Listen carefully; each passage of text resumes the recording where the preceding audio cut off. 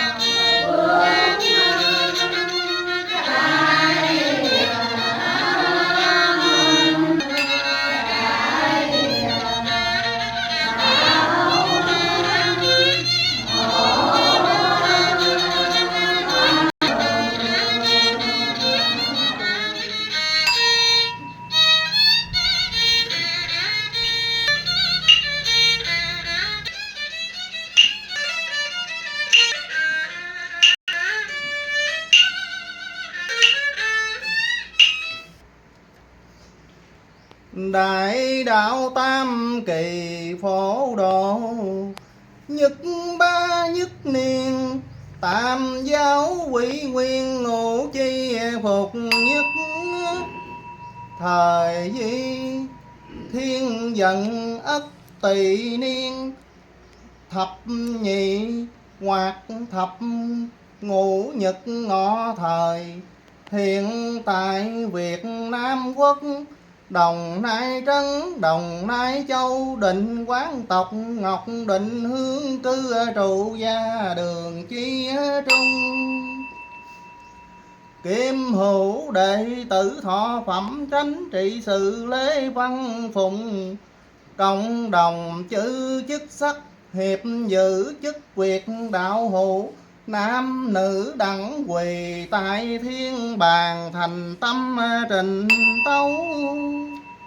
Huỳnh kim khuyết nội huyền khung cao thượng đế ngọc hoàng đại thiên tôn. Diệu trì kim mẫu vô cực thiên tôn. Tam tông chân giáo Tây phương giáo chủ Thích Ca Mâu Ni Thế Tôn.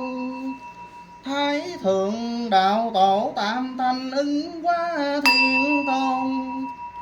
Khổng thánh tiên sư hưng nho thành thế thiên tôn.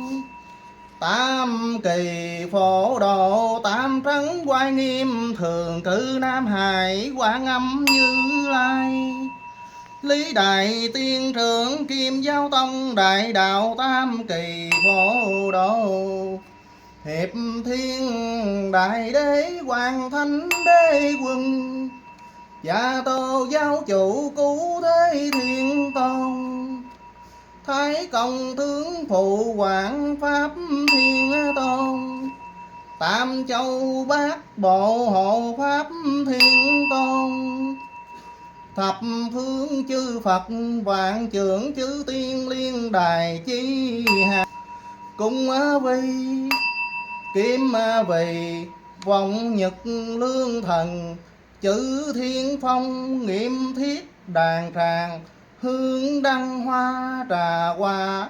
Thành trước chí nghi thành tâm hiến lệ. Ngưỡng nguyện thánh từ quảng bố hồng ân. Chữ đệ tử minh tâm kiên tánh. Mẫn huệ tinh thần phổ hóa chúng sanh. Thức tỉnh hồi tâm hướng thiện. Vĩnh sùng chánh giáo hiệp chủ nghĩa bác ái công bình. Từng lực thiên lương chịu an qua tánh. Phục hồi thanh đức vạn linh sanh chúng. Lạc nghiệp âu ca ngưỡng niệm thiên ân từ bi gia huệ. Phục phòng vô trung từ phụ. Phát hạ thâm ân chuyển hòa di phước. Tập khiết nghinh tường độ tặng các đẳng vong hồn. Tử nạn tam đồ siêu thăng tịnh độ. Chư đệ tử đồng thành tâm câu bái. Cẩn sớ thượng tâu dĩ văn.